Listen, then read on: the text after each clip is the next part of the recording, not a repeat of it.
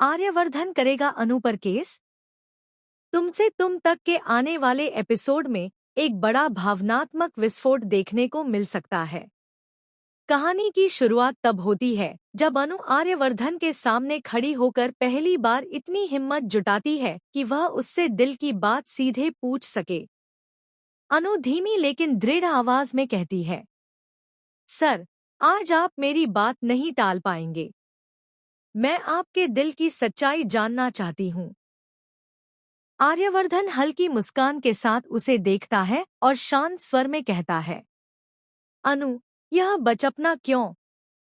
तुम अभी बिल्कुल एक छोटी बच्ची जैसी लग रही हो। लेकिन आज अनु के भीतर सब्र नहीं था।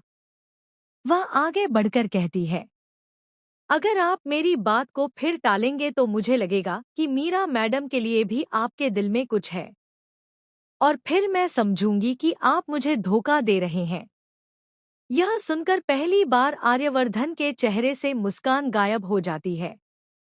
वह उसका हाथ पकड़कर पूछता है, तुम यह कैसी बातें कर रही हो? अनु की आंखों में आंसू भर आते हैं। उसकी आवाज कांपती है, मगर शब्द साफ निकलते हैं। मैंने आज मीरा मैडम की बातें सुनी। कोई भी लड़की होती तो यही सोचती। अगर आपने मुझे धोखा दिया तो मैं इसे सह नहीं पाऊंगी। मैं शायद अपनी जान भी दे दूंगी। यह सुनकर आर्यवर्धन फट पड़ता है।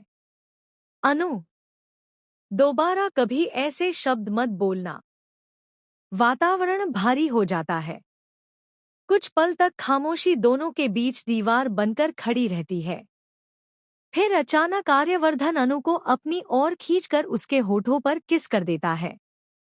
अनु एक पल को डर जाती है, पर फिर धीरे धीरे उसकी आंखों में वही भरोसा लौट आने लगता है। वो शर्माती है, पर खुद को रोक नहीं पाती। वह भी आर्यवर्धन को गले लगा लेती है।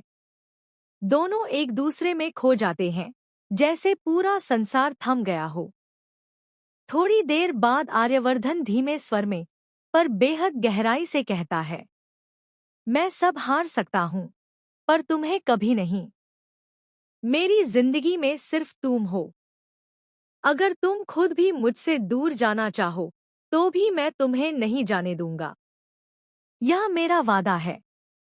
यह दृश्य उनकी कहानी को एक नए, मजबूत मोड़ की ओर ले जाता है। पर सवाल अभी भी बाकी है। क्या इस प्यार की राह में मीरा या कोई और मुश्किल खड़ी करेगी? क्या अनु और आर्यवर्धन अपने रिश्ते को बचा पाएंगे या फिर शक्ति, अहंकार और गलतफहमियां इस प्यार की परीक्षा लेंगी? आगे की कहानी और भी